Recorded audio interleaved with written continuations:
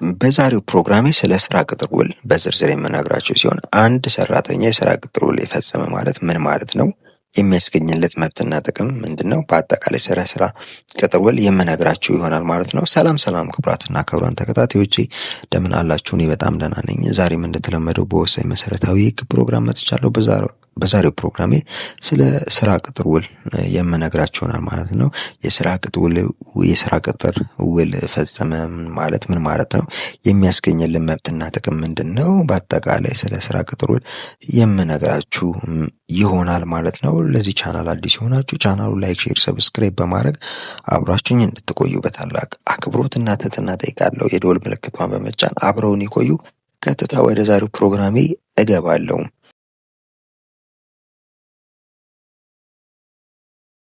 የስራ ውል ምንድነው? በአዋጅ ቁጥር 1156/2011 አንቀጽ 4 የስራ ውል ማለት ማንኛውም ግለሰብ ደሞዝ እየተከፈለው በአሰሪው መሪነት በቀጥታም ሆነ በተዘዋዋሪ መንገድ ለተወሰነ ወይም ላልተወሰነ ጊዜ ወይም የተወሰነን ስራ ለአሰሪው ለመስራት ከአሰሪው ጋር መስማማት እንደሆነ ትርጓሜ ሰጥቶታል።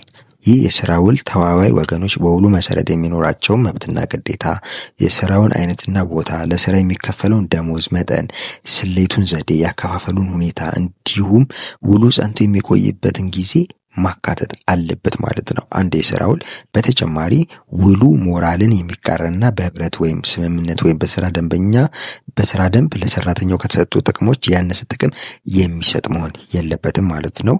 በአዋጁ አንቀጽ 5 እና ተከታዮቹ መሰረት የስራ ውል በጽሁፍ ወይም በቃል ስምምነት ሊደረግ ይችላል። ውሉ በጽሁፍ የሚደረግ ከሆነ የአሰሪውን ስምና አድራሻ፣ የሰራተኛውን ስም፣ እድሜ፣ አድራሻ፣ የውል ስምምነት ይዘትና የተወያዮቹን ፊርማ መያዝ ይጠበቅበታል።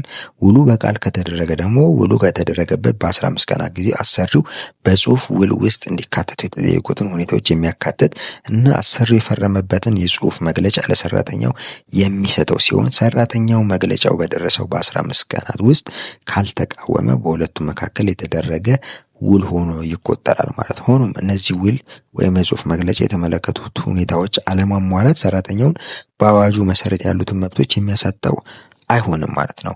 ከስራ ውል የሚመነጩ መብትና ግዴታዎች ምን ይመስላሉ የሚለውን ለማየት እንሞክር። አዋጁ በስራ ውል መሰረት የሚመሰረት የአሰሪና ሰራተኛን ግንኙነት በተዋዋዮች ላይ መብትና ግዴታን የሚያስከትል ነው።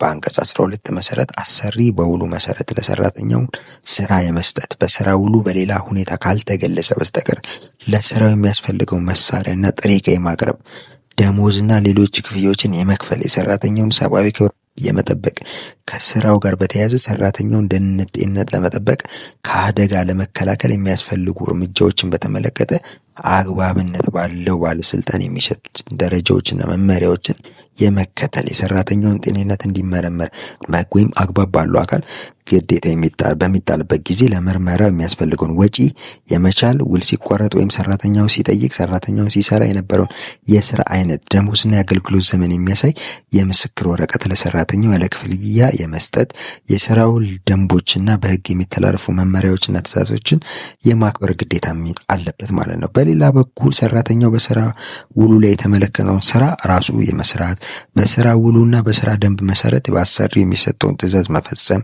መሳሪያዎችና እቃዎችን ሁሉ በጥንቃቄ መጠበቅ፣ ለስራ ብቁ ሆኖ መገኘት፣ በህይወትና በንብረት ላይ አደጋ ሲደርስ ወይም አስጊ ሁኔታ ሲፈጠር ራሱን ችግር ውስጥ ሳይከት ተገቢውን እርዳታ የመስጠት፣ ራሱና ባልደረቦቹን አደጋ ላይ የሚጥል ወይም የድርጅቱን ጥቅም የሚጎዳ ሁኔታ ሲያጋጥም ወዲያውኑ ለአሰሪ የማስታወቅና እንዲሁም በሌሎች ድንጋጌዎች የህብረት ስምምነት በስራ ደንብና በህግ መሰረት የሚተላለፉ ትዕዛዞችን የማክበር ግዴታ እንዳለበት በአዋጁ አንቀጽ 13 ላይ በግልጽ ተመላክቷል ማለት ነው። ስለዚህ አንድ አሰሪ ሆነ አንድ ሰራተኛ ይህንን የነገርኳችሁን በስራ ውሉ ላይ የተዘረዘሩ ግዴታዎችን የማስከበር ግዴታ አለበት ማለት ነው። በአዋጁ ላይ የተዘረዘሩ የአሰሪና የሰራተኛ ግዴታዎችን የማክበርና የማስከበር ኃላፊነት ይኖርበታል ማለት ነው። ስለዚህ አንድ ሰራተኛ የስራ ቅጥር ውል ፈጸመ ሲባል እነኚህን ግዴታዎች ይኖሩበታል ማለት ነው። አንድ አሰሪም የስራ ቅጥር ውል ሲፈጽም እነኚህን ግዴታዎች ማሟላት መቻል ይኖርበታል ማለት ነው። ይህንን እንድታውቁ ነው ይህችን ፕሮግራም ያዘጋጀሁት። ለዛሬ አበቃው።